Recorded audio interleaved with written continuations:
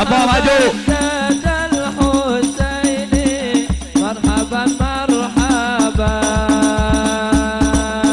Sallu ala Nabi Muhammad.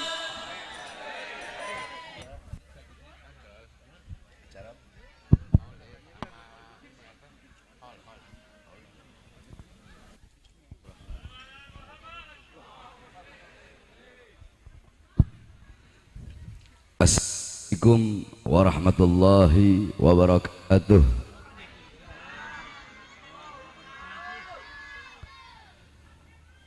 Alhamdulillahil ahad, wassalatu wassalam ala man fis sama ismuhu Ahmad wa fil ardi ismuhu Muhammad wa ala alihi wa sahbihi wa ba'd.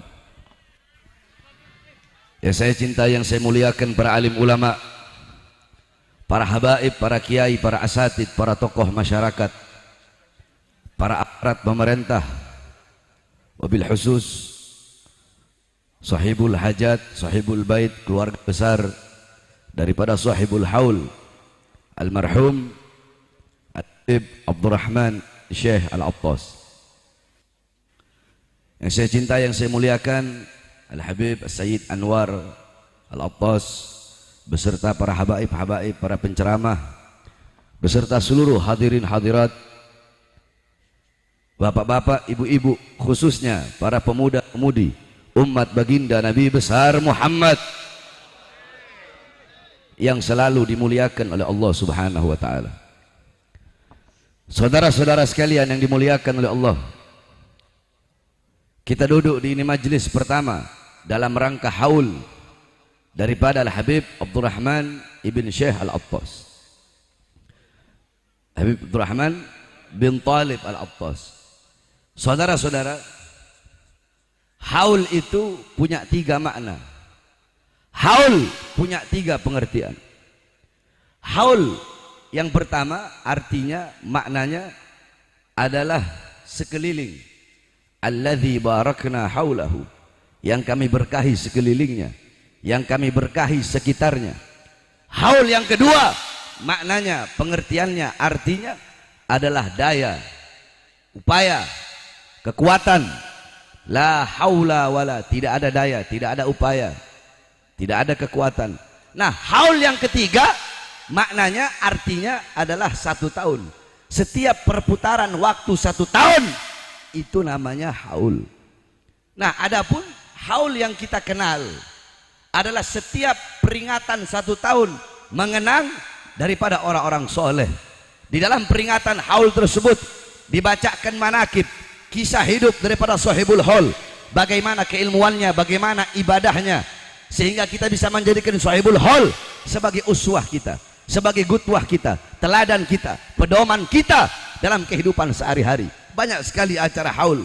Ada haul Habib Hussein bin Abu Bakar Idrus luar Batang, ada haul Al-Habib Hasan bin Muhammad Al-Haddad, ada haul Al-Habib Ahmad Al-Haddad Habib Kuncung, ada haul Habib Ali bin Abdurrahman Al-Habsi Kuitang, ada haul Habib Salim bin Ahmad bin Jindan, ada haul Habib Abdullah bin Muhsin Al-Attas, ada haul Al-Habib Saleh bin Muhsin Al-Hamid Tanggul, ada haul Habib Abdullah bin Ali Al-Haddad Bangil, ada haul Habib Abu Bakar Muhammad As-Segaf Gresik, ada haul Habib Hadi bin Abdullah Haddar Banyuwangi, dan masih banyak lagi haul-haul para habaib dan haul-haul para kiai, para masyayikh, orang-orang soleh.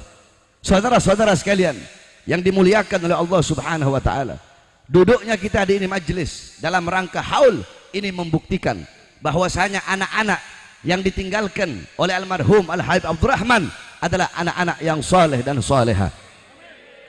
Karena anak-anaknya mengundang kita semua duduk di majlis untuk melaksanakan haul, untuk merayakan haul daripada abahnya, walidnya, yaitu Habib Abdurrahman, sehingga kita duduk di majlis, kita membacakan Yasin, membacakan ayat-ayat Al-Quran, membacakan zikir, tahlil, tahmid, tasbih, takbir, tamjid, salawat, yang itu semua kita hadiahkan kepada beliau yang telah meninggal dunia, sebagaimana yang Rasulullah sabdakan, idza mata ibnu Adam in qata amaluhu ila min thalathah, sadaqah jariyah, al ilmu yantafa'u bih, wa waladun salih yad'ulah.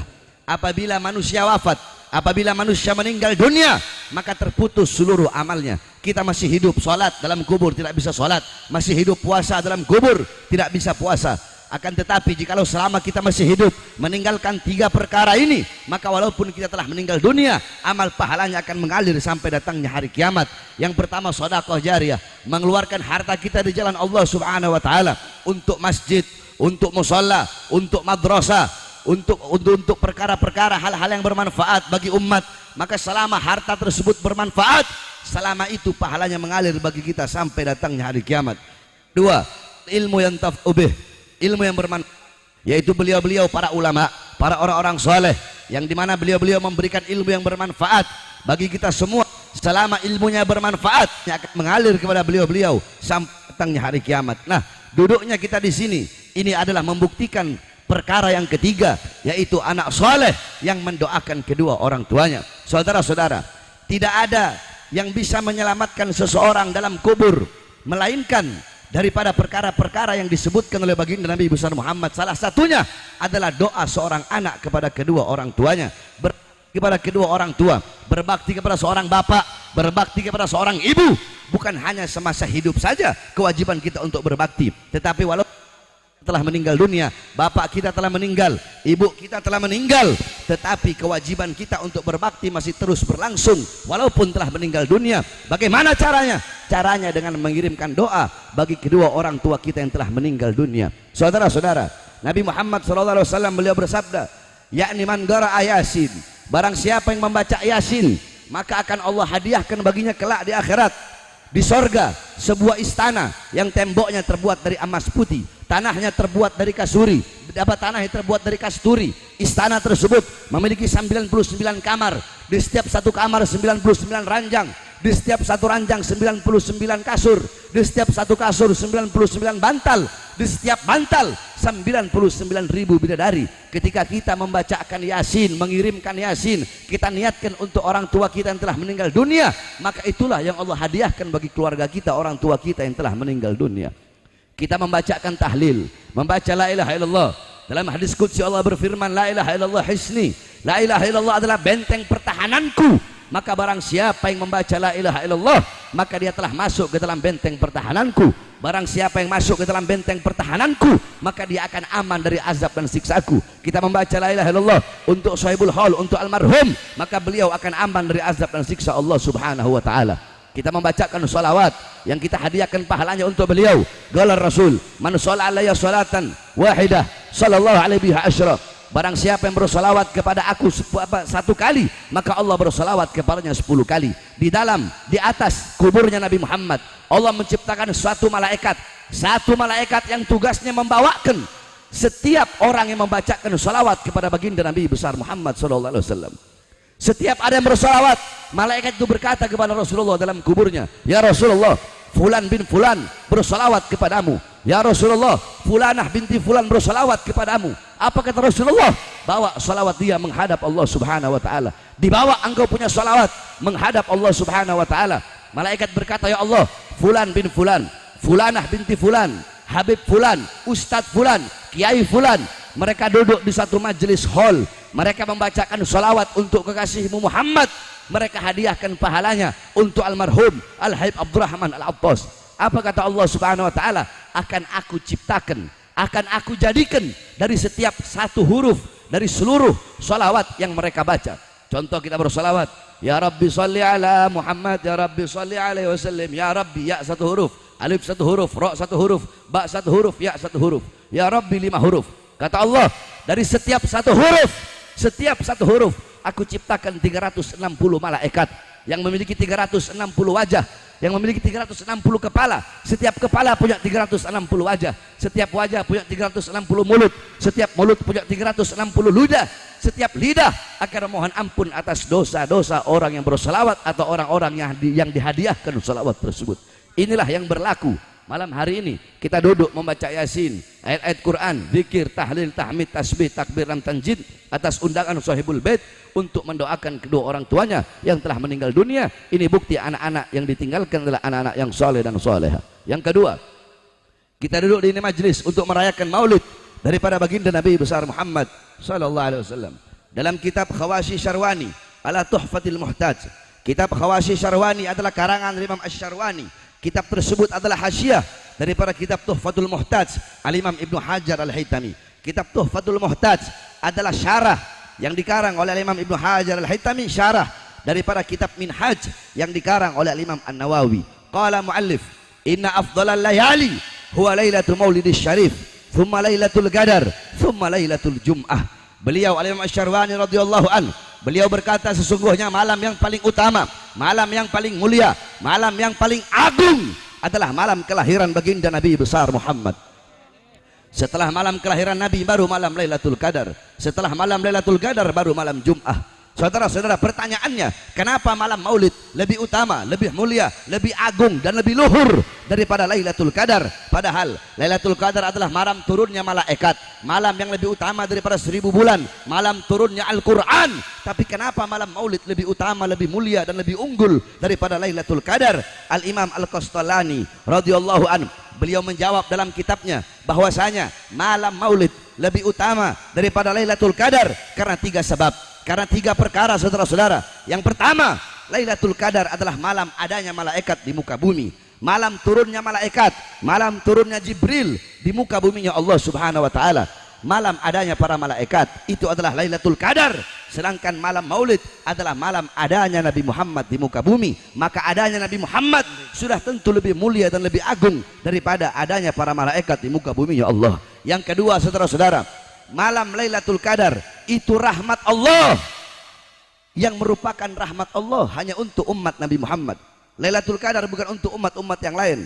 Akan tetapi lahirnya Nabi Muhammad, adanya Nabi Muhammad itu rahmat Allah, bukan hanya untuk umat Nabi Muhammad saja, akan tetapi untuk seluruh umat. Bukan hanya untuk sesama manusia saja, akan tetapi untuk seluruh makhluk.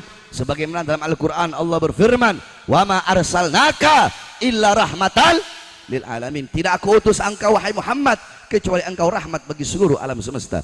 Lailatul Qadar rahmat Allah hanya untuk umat Nabi Muhammad, sedangkan lahirnya Nabi, maulidnya Nabi itu rahmat Allah bagi seluruh alam semesta. Yang ketiga, Lailatul Qadar itu adalah anugerah yang Allah berikan kepada sosok Nabi Muhammad SAW. Sedangkan malam Maulid adalah malam lahirnya sosok yang diberikan anugerah tersebut. Berarti kalau bukan karena maulidnya Nabi, tidak akan pernah ada yang namanya Lailatul Qadar, saudara-saudara. Bahkan kalau bukan karena maulidnya Nabi, tidak akan ada hari-hari yang mulia dalam Islam. Tidak akan ada Lailatul Qadar, tidak akan ada kemenangan perang Badar, tidak akan ada Idul Adha, Fathul Makkah, tidak akan ada Idul Fitri, tidak akan ada Nuzulul Quran, tidak akan ada Ramadan, tidak akan ada Islam, tidak akan ada iman, ilmu, amal, wara, khauf, salat, ikhlas, sabar, takwa, zuhud, ibadah, qanaah, khauf, khasyah.